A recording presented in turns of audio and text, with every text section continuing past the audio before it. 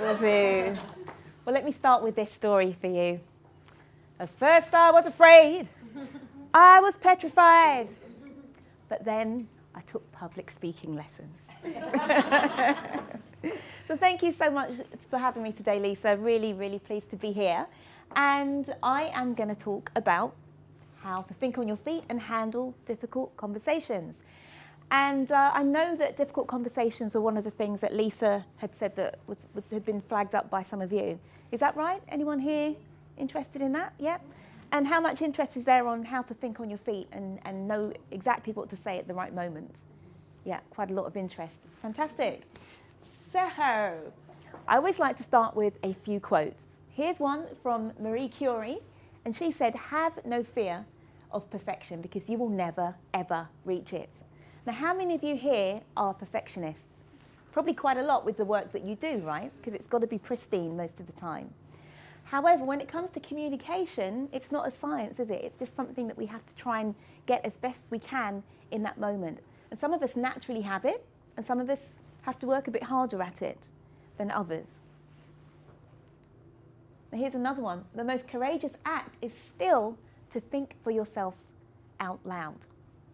And it's tough, isn't it? Sometimes you're in a meeting, you're in a conversation, there's something that you want to say, but you're just second guessing yourself and you're thinking, well, should I say that? How will it go down? You're a little bit concerned.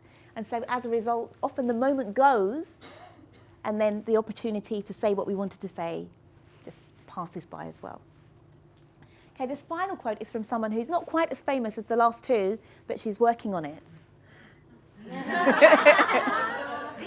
And it's that you should be experimenting to your heart's content. And when I say experiment, obviously don't take risks in the workplace that could jeopardize your job. But at the same time, unless you push the boat out a little bit, you'll never know how far you can go and how you can actually spread your wings and fly. Mixed metaphors there, but you can fly across the water, right? So have a go at this. And today we'll be doing an interactive session. So I'll be getting you to work in pairs and to run through some role plays and do some different exercises. So please do have a go at that, because this is a safe space for us to try these things, to experiment, right? To think out loud without having to worry about any repercussions. So I'm going to share with you a little bit about my story first of all, because I know typically when we go to see a speaker, we see them up there and we think, oh, well, you know, they've had it easy, or they're skilled at this and it's not like me, it's not the same situation I've been in. So I just want to share a little bit about me. So first of all, I wrote this book here called How to Be a Diva at Public Speaking. I've got one here for sale, that's all, but it's available on Amazon. And I'll give you a chance later for some of you to win a copy. And I'm author of that book. I also work as a professional speaker, and probably not from what you just heard me singing I Will Survive, but I do also work as a professional Motown singer as well. So we can all have a bit of a sing-along at the end, singing, dancing in the streets, right? But it wasn't always like that. And before I tell you about where I came from in terms of my communication, here's a few pictures. Here's me singing at the Savoy last Christmas in my Diana Ross wig and speaking at an event over there. Now, who was I? I used to be an extremely, extremely timid communicator. Extremely timid. And not sure why that is. I'm an introvert, a massive one. And as a kid, I was actually fostered. And my parents lived in London and my foster parents lived in Essex. They were an elderly white English couple. And I loved my foster parents to bits, but I always knew that when I was 11, I would have to leave and go back and live with my real parents. And I think for me, that made me feel like I was quite powerless, because the people that I wanted to stay with, I knew that I had no choice in the matter. I ended up having to leave them. So that's, sometimes we're not quite sure why we turn out a certain way, but we can kind of piece it together like a bit of a jigsaw. So that's what I think is the reason why I was so quiet as I was growing up. But I was very, very, very timid. I didn't used to want to speak up at all, especially to groups. And my first corporate job, I moved to the States, and I was working for a company in New Jersey, near New York. And anyone here from America? No? Susan's gone now, isn't she? She's Canadian, I think, anyway. Canadian. But yeah. But typically, and I know not everybody here is British, but typically, you know what British people are like, they're quite sort of reserved, they don't speak up a lot, whereas Americans tend to be much more forthright. So I was this timid little mouse in this company of sort of very brash Americans, and so what was sort of quiet over here became like super quiet compared to my colleagues. So much so that my head of HR said to one of my colleagues, and I wasn't there at the time, and he said, "What is wrong with Shola? She's afraid of her own shadow. She wouldn't say boo to a goose." And this was told to me by my colleague. He said, head of HR was talking about you. And I'm like, oh, what did he say? And then I heard what he said, and it's like, oh, okay. But anyway, I was in this job for a while, and they decided that because I was so quiet, that there really was something wrong. And one day they called me in to the office of the guy that ran the company, and they said, well, Shola, we feel like you could be performing better. And I thought, oh, well, maybe they're going to send me on a training course, or you know what, they might give me a mentor. But you know what happened? They put me on probation. And that was quite serious for me because I was working overseas, right? And my visa to be in the States was attached to my job. So basically, no job, no visa, no party, back on the plane to London, which isn't such a bad thing, but I wasn't ready to come back. And luckily, with the help of one of my kindly colleagues who decided that she would come in early in the morning and just give me a little bit of extra help and support, I ended up staying in that role for, I think, 4 years in all, until I came back to the UK. And back in the UK, I took a job as an account director. And again, it was a new role, and some people are really great at blagging it, aren't they? If you're good at blagging it, put your hand up. Look, the hands up. Yes. And if you're not so good at blagging it, put your hand up. Okay, quite a few people. So I'm definitely in that second camp. I'm not a good one to blag it. You know, once I know what I'm doing, very confident, but I'm not one to say, oh, well, I know what I'm doing, and then don't know what I'm doing. So I was in this new job, didn't really know what I was doing, and again, I floundered. And this was right around the time of the Twin Towers, you know, tragically coming down. And one of our big clients was British Airways. And who knows what happened right after the Twin Towers came down? What happened to the airline industry? Right, it went in decline. It tanked, right? Because nobody wanted to fly. So our big client, their money dried up. And so, of course, that affects everybody that they work with. So our company, the money started to dry up. And so then the money dries up for the, you know, the employees as well. So who do you think was the first person that was like, yeah, it was me, right? So I got called into my boss's office, you know, sat down on the black sofa, and he said, well, Shola, he's from Lancashire, Shola, I'm sorry, but, well, your clients, they don't think that you're holding your own in the office, and I'm sorry, but we've got to let you go. And I'm like, oh, gosh. And as someone who was really nerdy and hardworking and almost a geek at school, well, I was a geek, between us, right? I was a real geek at school. So then suddenly it looks like my career is just completely coming down around me. You know, it made on probation at one job, let go from another. It was like, what is happening? So at that particular point, you know, I was living, sharing a flat in central London. I had to go to my little sister eating humble pie and say, please, you know, can you take me in? Can I stay in your spare bedroom? And my sister reluctantly took me in. You know what it can be like between siblings, right? But she reluctantly took me in because she likes her independence.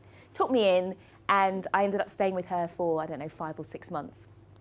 And eventually it was she that came to me and said, look, you can't stay here forever. You've got to sort yourself out. You can't just wallow here. And so at that point, that's when I really got into personal development and sort of understanding that, you know, as we were talking about before, you know, it's what is inside is what ends up being reflected outside. And I realised that there was work to be done inside before I could, you know, get out there and be successful in the workplace. And so at that point, I realised that the keys to change for me were understanding that continual professional and personal development were absolutely necessary for me.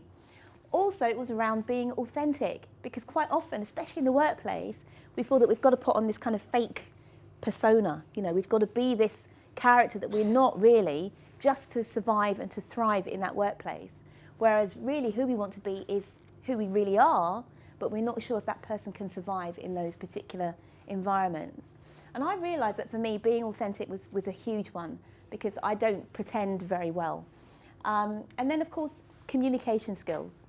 And at that point, I embarked on a path of taking a lot of different training and learning from different coaches and different systems. And that's really what got me to where I am today as a professional speaker and also as a professional singer. So put your hands up if any of you here have ever been fired before. I'm the only one. Okay. Okay, I can see. What about if any of you? What about if any of you have ever been put on probation before? Okay, a couple of hands. At the beginning, okay. Yeah, it's normal, yeah. So yeah, a couple of you. So the reason I ask you that is to say that, well, if I can turn around from being fired and being put on probation, what can you do when that hasn't even happened to you, right? What can you achieve, whether it's with your communication or with any other area in your life? Okay. So, as I said, my book's called How to Be a Diva at Public Speaking. And I like having little frameworks and formulas and little systems that I can follow. I don't like things that kind of seem a bit messy and I don't really know where I'm going. So whenever I work with clients, whether it's when I'm running public speaking classes or helping executives to improve their communication, I always like to give them little formulas and frameworks. And I'm going to be giving you a few tonight. So this is the first one. Now, if you are asked to speak at a meeting or to speak to a group, I think that the ideal speaker is somebody who is a diva. And my business is called Speak Up Like a Diva. And I get people that say, oh, Shola, why did you call your business Speak Up Like a Diva? Oh, and the diva's such a negative term. And diva actually comes from the word divine, right? Which means like a god or a goddess. So diva is not a negative word at all. So you can all be divas. Even the gentleman over here and the guy here doing the camera work, you can be divas too. Doesn't that make you feel good? Yes. Okay. Good. So what does it mean to be a diva? Well, as a speaker, as a communicator, we need a few things, right? We need to be a little bit dynamic. We need to have a bit of life in ourselves, okay?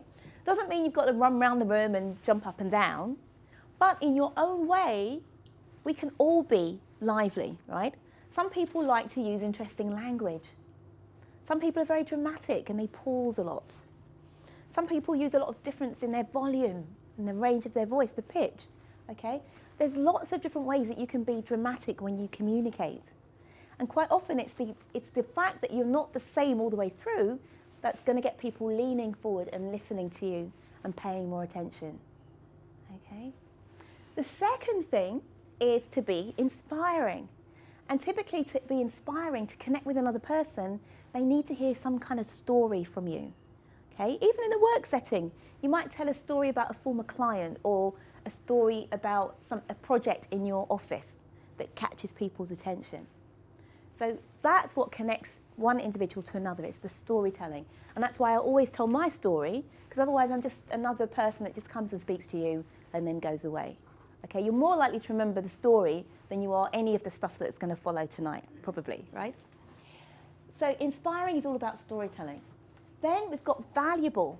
And ideally, whenever you communicate, there's some value that's being exchanged, right? So if you're communicating, then people walk away thinking, well, what did I get from that? Then there's something wrong. Even if it's entertainment value, there should be something that exchanges, changes hands there.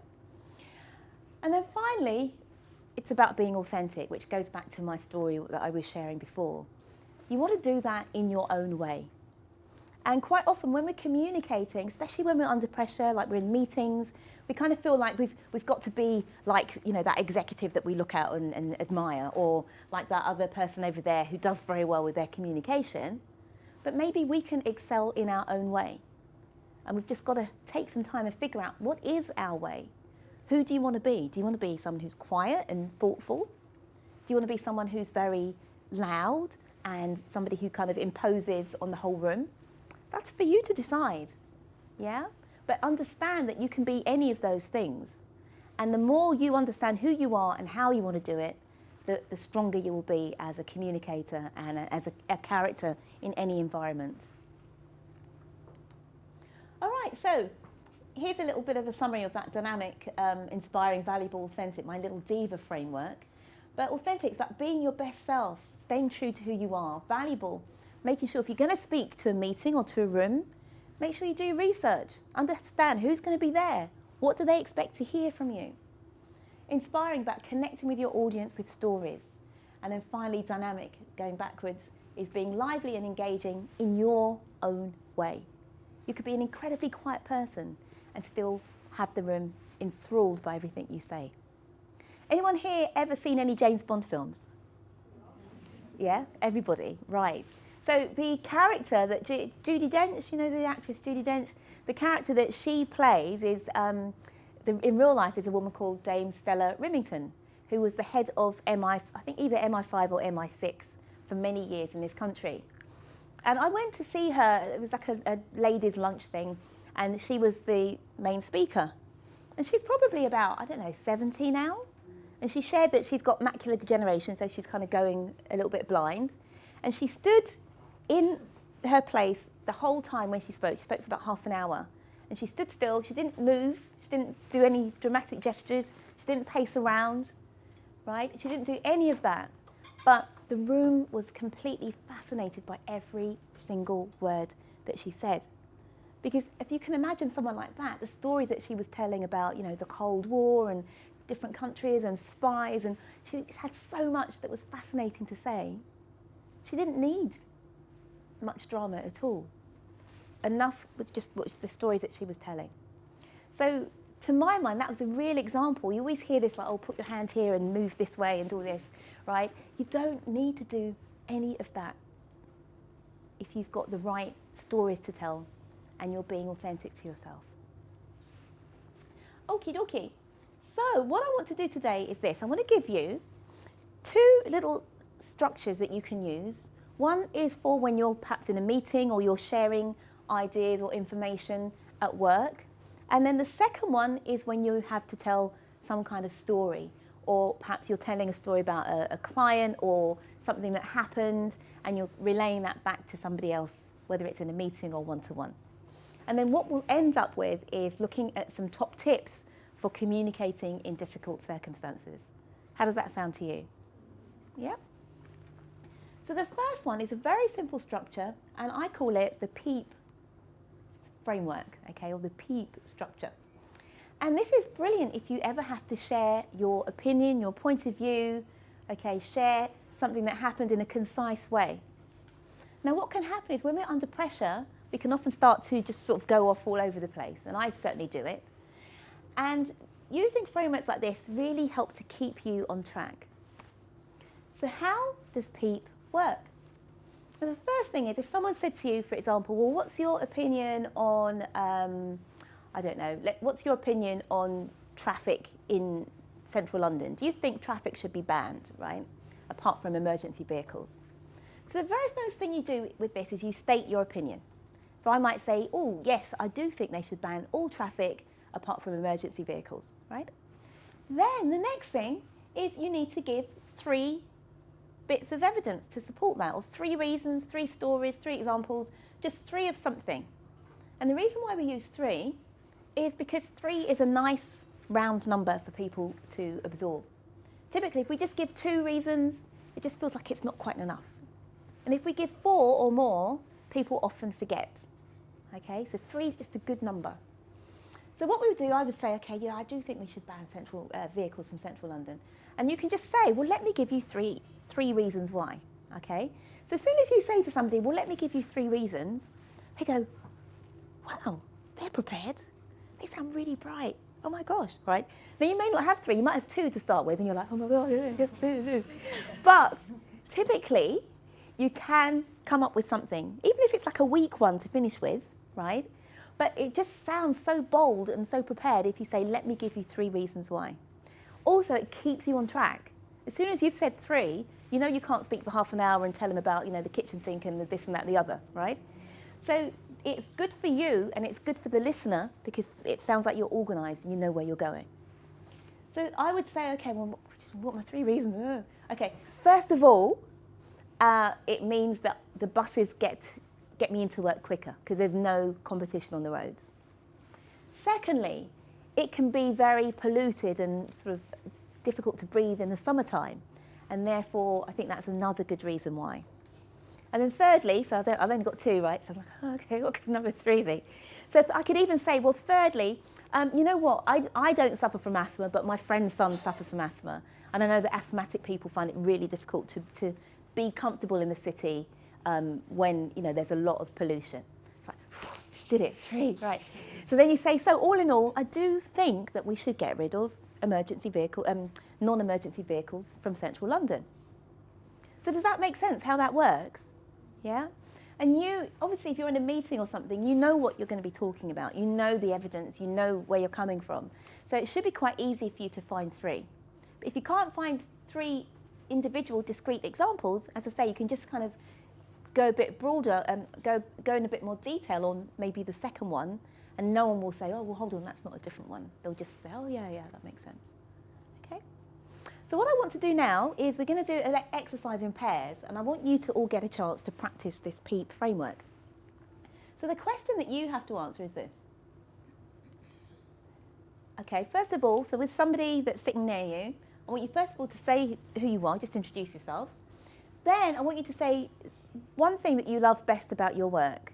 A few people just like go, do I love my work? I'm sure you do, right? So one thing that you like a lot about your work, okay? Then I want you to go into 3 reasons why, or 3 examples, or 3 like mini stories, or whatever it is to support that one thing. And then you wrap up by saying, so all in all, that's the thing that I most like about my job. Does that make sense? Yeah? So what I want you to do is to split into A's and B's, and A will be the person with the longer hair of the 2 of you. Okay. People always laugh, that's why. But the one with the longer hair. And what I'm going to do is give you about 2 minutes each to answer these questions. So we'll have A go first. A's got 2 minutes. So 2 minutes is a substantial amount of time, right? It's not a small amount of time. So you've got time to say what it is, and then, give like some good meaty reasons why, and then sum up. And then after 2 minutes, what I'll do is I'll call time, and I'll just say swap over, and then it's time for B's to go. Everyone that make sense to people? Yeah?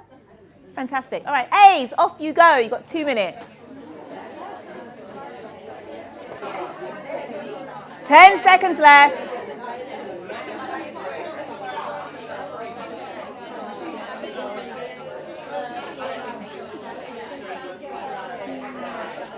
Okay.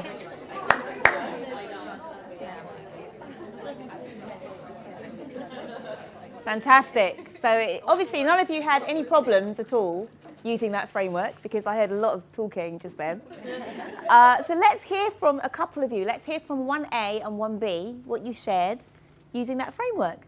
So any A's volunteer? Yes, thank you very much. What's your name? My name is Yara. Yara. My partner was Ronke. Ronke, She works okay. as an IT trainer. Mm-hmm. And what she likes most about her work is the impact she can have on other people. Because, let me give you 3 reasons why. Oh, okay, 3? Oh, you're well prepared. Keep going. She likes to meet the new people in her group. Obviously, meeting new clients and working with different people. And having the challenge of working with new devices, for example, that she didn't even come across before yet. So the challenge of getting to know new technology and so on, and then in the end having or seeing the impact you can have on someone by teaching someone something new and how they can use their technical devices better and improve their life or work with this. And that's why she likes, or what she likes most about her work. Fantastic, thank you. Very good listening there as well from Yara. Wow, all right, very good. And let's hear from somebody else. And it's fine for you to share your own reasons, or you can share your partner's, but let's hear from somebody else. Yes, thank you. What's your name? Sarah. Sarah.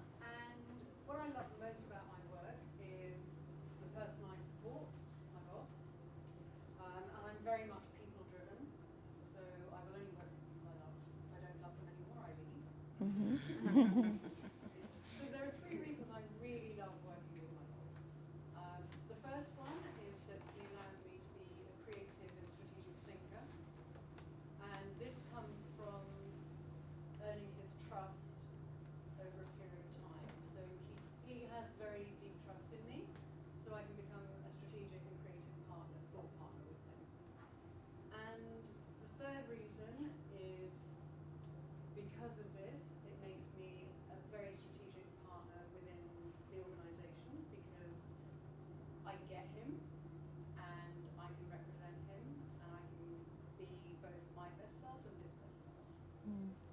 So that's why I really love working with my boss, who is an incredible man. Great, thank you. Very good. Great. So how was it using that framework? Was it helpful? Yeah. Do you think it's one that you could use again in meetings or conversations? Yeah, fantastic. And it's not much to remember, is it? Just P. You won't forget that. Fantastic. So I want to go on now to a second framework. Actually, I didn't bring a slide for this, so I'll just explain it to you, and then you can let yourselves loose on it as you did with the last one. Now, this next framework is called the DIP, okay? Or another name for it is called the Now, Then, How framework, okay? Now, if we zip back to my story that I shared with you earlier on, I used the exact same framework when I told you my story. So I started out with, who am I? Where am I now? Okay, and I shared a bit about me now. And then I said, but it wasn't always like that. And I transitioned to a time where there was a struggle, there was a challenge, there was a difficulty, okay? Now, whenever you're telling a story, you typically must share some sort of difficult time or something's at stake, because that's the thing that people are interested in. And I could have stood here and instead of having 3 bullets about who I am now, I could have had like 10 bullets, like, oh, I've done this. Oh, do you know that I've done? Do you know who I am? My gosh, right? But after a couple of seconds of that, people are bored. No one wants to know how amazing somebody else is. That's not what motivates us as humans. What motivates us is hearing about the struggles of others and hopefully how they manage to overcome them. Because people like to feel good, typically. When we hear that someone struggled, you feel a bit better about your own situation, right? It's harsh to say it, but it's true, right? So with this particular framework, you start with a little bit of, there's great success here, or, I worked for this particular company, or we did this project and everything went amazing. But, gosh, if you'd seen it at the beginning, my goodness, what a mess, right? So you always transition with this framework to a tough time. And then what you do, because people like hearing about struggle, you make sure that you stay long enough in that difficult period. You don't just say, oh, well, it was a bit hard, but now we're okay. Because who wants to hear that? You wouldn't go to the cinema and then the hero is just like, oh, brilliant, let me just jump in my Lamborghini. Here's my beautiful girlfriend. Oh, I've got so much money. Oh, and the film's over, right? You wouldn't go and see that film, would you? You always want to see something where there's a bit of drama, bit of struggle, bit of tension. So why can't you inject that into your own stories? And this framework makes it really easy to do that. So you start with the now, then you go to this tough time. And you give people some detail. So I told you that I got put on probation. I told you about my boss and how he spoke, how the 2 different bosses spoke. I talked about the black sofa and me sitting down there and how I'd had to move and live with my sister. So you really got a decent picture of the fact that it was quite a hard time for me, okay? So when you're sharing that story, you want to make sure that you give people a decent picture of the struggle. Because if you don't share the struggle, they won't appreciate the difference between where things were and where they are now. And that's where the drama and the tension and the interest in your story comes from, right? So you start with where we are now, then you go back, oh, but it wasn't always that way. Oh my goodness, well. And then you talk about the difficult time and you stay there for a little bit. And then the other payoff in this story, so the first payoff is the difference between now and then, because it's quite dramatic and interesting. But the second payoff in this framework is when you explain what you did to turn things around. So when I talked about my turnaround, I talked about, for me, it was all about personal development. It was all about being authentic. It's all about communication skills, okay? You might find that if you're talking, you can use this in a job interview, right? So you could say, well, I turned this situation around, it was very difficult at my old employment, but what we did to turn things around was we had to, we did cost cutting, we had to rationalize everything, we had to put in new systems, whatever it was, okay? Because then that's showing that it's your expertise or your learning that turn things around, and that's what you can share with other people. Okay? So in the same way, if there's someone here that's a bit quiet or an introvert, they might say, oh, okay, yeah, oh, authenticity. So they're learning something from your struggle and from the turnaround that you performed. Does that make sense? Yeah? So it's a really handy little framework, especially if you're someone who's a bit rubbish at telling stories. Okay, I'm one of those, always, like the fluff the punchline, don't give enough information at the beginning so people don't really know what's going on. I think I'm finished and they're like, well, what happened to the, right? So if you use this framework, you'll never get those sorts of questions again because it's a really tidy one and everything is nicely wrapped up, okay? Now, one of the challenges with this framework is that people often aren't used to starting a story with now. They're not used to saying, well, this is where we are now. They're used to starting in the past. So that's something to watch out for. But let me tell you this, if you ever start a story and people start interrupting you, because you say, oh, well, it's about sort of 10 o'clock, in 1972, and people are like, what? You want me to listen to this, right? So if you ever start in the past and people start interrupting you, then this will probably solve those problems. Because if you start with now, people know that whatever you're saying is relevant to the moment, okay? So instantly they're going to listen because, oh, this is relevant. And then when you go to the past, they think, okay, well, this must tie in with now because she started with now and then she went to the past, or he started and went to the past, right? So you won't get people butting in and saying, well, what, this isn't relevant, what are you doing? Because you're starting with the current day and the current moment. Does that make sense? Yeah? Fantastic. So what we're going to do now is we're going to have a little play with this DIP framework, okay? So what I want you to do, I'll just give you perhaps like 90 seconds each this time. So B will go first, and what I want you to do is share a story of a challenge that you overcame, okay? So remember, you're going to start with now. So you say, oh, look at me now. But it wasn't always like that, right? So you want to start with now, then say what happened in this particular challenge and how you turned it around. Make sense? Yeah, so you've got 90 seconds, B, to start, and then we'll switch to A. I'll call time. Okay? Doesn't have to be anything profound, could be something very small.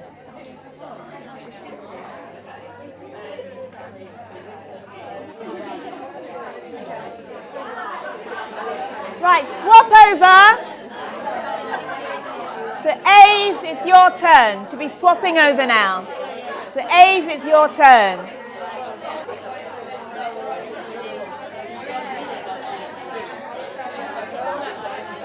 Five seconds.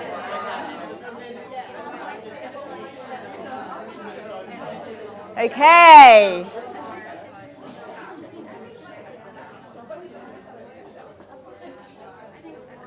All righty.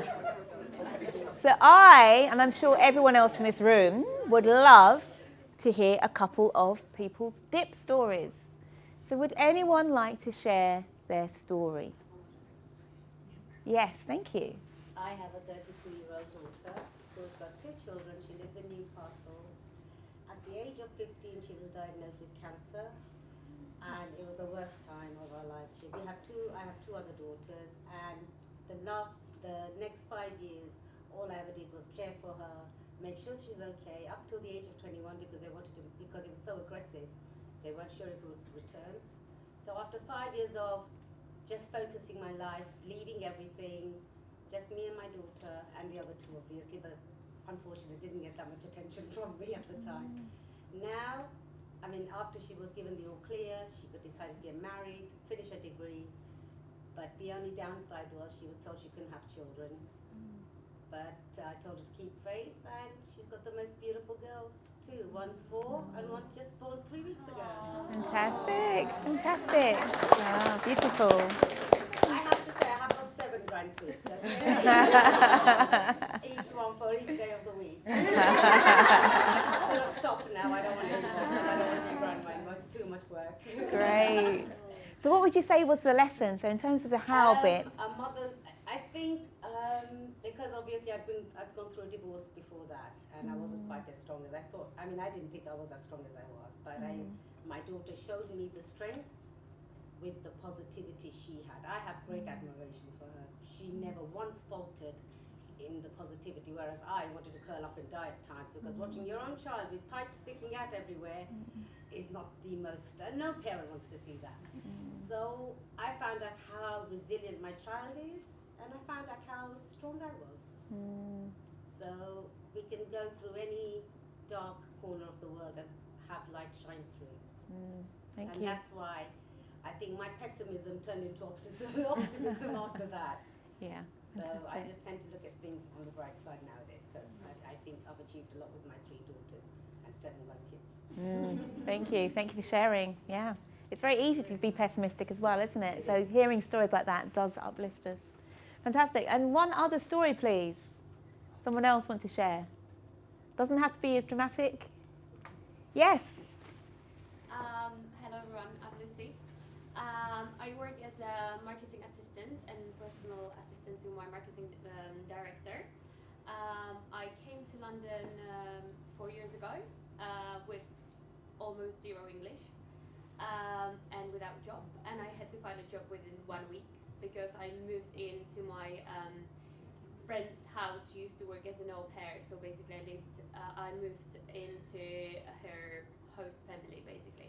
So I had to find a job within 1 week. I managed to find a job basically the last day of that week as an au pair. Then I moved on to a nanny job, and then I realized that it's time to move on. After a year, I saved some money and started university here. So I've just finished my 2nd year of university, and I kind of juggling a part-time job as well. So everyday university, everyday job as well. And we all know that working as a PA is not easy. And yeah, all I would say is really follow your dreams. Okay, so the how is follow your dreams, and the struggle is the struggle of having to juggle the work and the university and what you achieved coming over here. I mean, it's not easy to come to a different country with not knowing the language really well. Absolutely, yeah, not at all. Yeah, fabulous English, yeah, thank you. So thank you for sharing that. So thank you to those 2 ladies for those stories. Great. And how did you find using that to the dip to tell a story? Did you find it was easier to use that than to just try and sort of find your way in the way that we typically would tell a story? Put your hand up if you found it easier to use that than telling a normal story. More focused, actually. More in my case, focused. because I in the sequel, I like to tell stories. Mm. I like to read and write stories. So I had a very bad habit. So I'm telling a story. Suddenly I go into the branches, and then back to the farm. It's terrible. So yes, sometimes people get lost. This kind of thing. So yes, have to focus. Great. Did any of you struggle with that because we had to start now rather than in the past? Anyone found that was a bit difficult? Yeah, it's different, isn't it? It is different, but you've really got to stay focused on it. Okay, now, because then it's that drama between now and then what happened back in the day. All right, brilliant. So we'll finish up with looking at some steps that you can take when you're dealing with difficult conversations. And what I'm going to do is give you, I think it's about 6 or 7 steps in a row that you can follow. And I don't expect you to remember all of these and sort of, doggedly, right, step 1, I've got to do.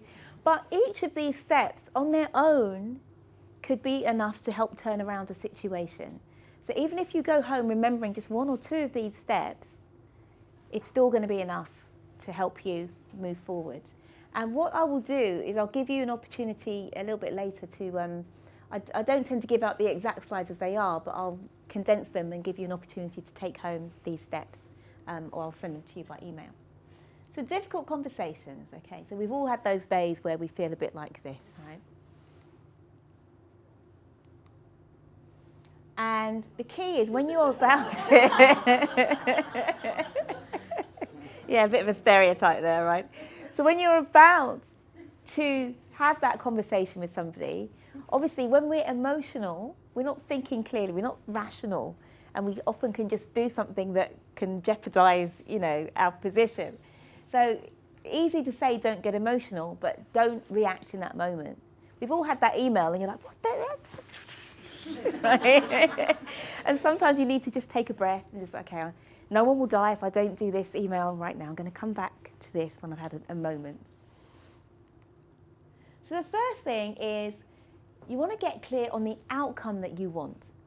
Because quite often we want something, or our values have been sort of violated but we're not clear exactly how we want things to change. We just know that we want something to change and we feel something's wrong, but it's very important for us to be clear on exactly what outcome we're looking for.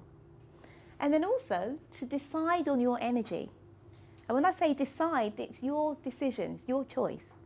You could be reactive and say, right, well, they've just made me feel this way. Or you could say, hold on a second, I want to be calm, or I want to be authoritative, or I want to be clear, right? So if you can take a moment, and all of this means that you've got to just step back. You can't do this immediately. Take a moment and decide on your energy around this situation. And sometimes you can have a game with this. You can say, well, normally I'd be angry, but this time I'm going to play with being in control, or even play with being playful and humorous about this and see if I get a different outcome than I usually do. Okay, so that's the first step. The second step is to choose your moment, okay? You don't want to just blindly just jump in there. You want to choose the right moment. So you probably know the person that you're dealing with. You might have an idea of when's the right time to approach, given what it is that you're looking for. So choose your moment, okay? And you might want to get permission. So not, oh, excuse me, do you mind if I talk to you now? But just, is this a good time? I just need a moment to chat with you about something, okay? Because if that person's given permission, that means that they're ready for a conversation. You're not just blindsiding them and hoping that they're ready to pay attention and engage with you. Because if their mind is engaged elsewhere and they're not ready to focus, then that can often scupper the conversation and it will fail, before it even gets going. Okay, then you want to frame the conversation, okay? So instead of just kind of blurting what it is that you've got to say, which can be hard when you're feeling emotional, like, okay, you want to be able to just frame it. So it might be something as simple as, well, I was thinking about what you put in that email last week. Or I was thinking about our conversation at the meeting that we had yesterday. Okay, just so it's kind of a gentle introduction rather than, blam, this is how I feel. Okay? So frame it, and then you want to gracefully say what's on your mind. Okay, and this is the thing that you might need to think about a bit beforehand. And also, what's also important here is to position what you're saying for the greater good. So instead of saying, well, you talked about the fact that there isn't going to be enough money for a pay rise, and you told me last year I was going to get a pay rise, okay?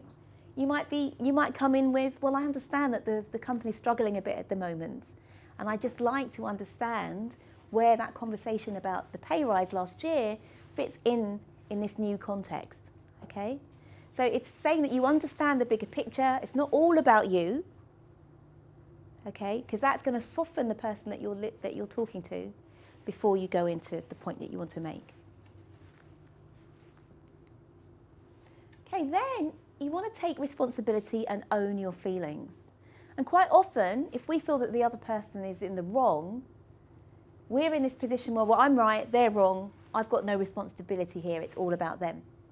But if you can try and take some responsibility, then the other person will see that you're coming from a position of trying to patch things up and make things good, rather than, well, you're wrong and I'm right. Because that's never a good way to get into a conversation, because you'll just put the person's back up. So own your feelings. It doesn't mean you have to share all of them, but own them. And if you own them, it's much easier to decide what you're going to share and what you're not, rather than, well, you made me do this and I'm just going to tell you everything. Okay, then the next step is to get their perspective, because there's always two sides to everything, aren't there? So if you can stay cool and then ask them what they think, that will diffuse a lot of the tension anyway. Because once people feel that they've been heard, they're a lot less defensive. So you may even want to get their perspective before you share your own opinions on this, because you might hear something that changes everything for you. Then ideally, and this may not always be possible, right? But ideally, you want to try and reach some kind of mutual understanding. They've shared their perspective, you've shared yours. If the two of you are coming from the right place where you're trying to solve this and move forward, rather than just keep knocking heads, then you want to try and reach some kind of mutual understanding. Even if it's just an understanding, it's not an agreement.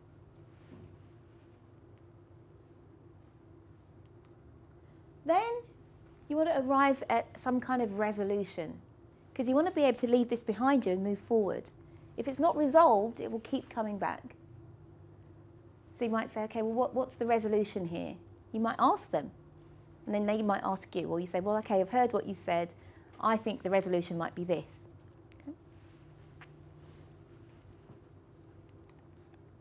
Okay, and so those are the steps. And I've got them all summarised here on this one slide. So first, decide on the outcome and the energy. That's really important, because that's putting you in control. Decide, where do you want this to go? If you don't know where you want it to go, it's very hard for it to get somewhere useful. Choose your moments. Don't grab someone when they're really busy, because you're likely to not get good attention from them, good quality attention.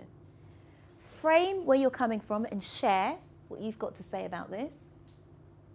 Again, take responsibility. If you blame somebody, again, it all is typically lost. Get their perspective. That's really important. Let them be heard. Reach a mutual understanding and then arrive at a resolution, and hopefully you can move forward. Now, these things are all very well on paper, aren't they? You know, it's not quite the same in real life. But even if, as I said, if you can remember just one of these, that might be enough to diffuse like something that's been smouldering for some time. Okay? So you don't have to remember every single step, but if you can just remember, you know, even getting their perspective, well, what do you think about this? I'm feeling a bit upset or a bit this way about something, but what do you think? Where did that come from? Yeah? That's enough often to just get someone to reflect rather than to be in a conflicting state. So the last exercise tonight is this, okay? So I'd like you to, with your partner, I want you to think of a situation that you would like to resolve. Could be at work, could be with family, could be, you know, there's a number of things it could be in different situations. And I want you to just think, when is a good moment for that particular person? When's a good moment to speak to them? Okay? So it might be like with the partner, mine might be after he's had his dinner, right? Okay? But when is a good moment to speak to that person? How can you frame the conversation for the greater good? Okay? You might be completely selfish here with what you want, but how can you position it so it seems like it's not about you, you're doing this for the good of everybody? Right? What can you take responsibility for? Okay, because that's always disarming. If you take a bit of, even if it's entirely their fault, but you say, well, you know, I do understand, you know, it's probably me, but how disarming is that? Yeah? It's going to soften anyone. Predict their response, okay? So be canny about this. When you approach them, what do you think they will do? Okay? Predict that response, and then how will you deal with it? They may not respond the way that you think, but you're going to be better prepared if you do try and predict where you think it's going to go with them. Okay, and then finally, the question for you, if this is a real situation you're dealing with, I want you to think, when are you going to have this conversation? Is it tonight? Is it tomorrow in the office? When is that moment? Okay, so that is your homework really. When is it? And then go and do it. Right? So let's do this then. So once again, you've got 2 minutes each. We'll start with A this time. And I'd like A to go first and share with B. And just run through these points here. Okay, and make sure, when you're listening to your partner, make sure they say when they're going to do this. Because hopefully if you start saying, okay, I'm going to do it tomorrow at 3 o'clock, it's more likely to happen than if you just say, well, at some point. Okay? All right, off you go, guys. So A's first.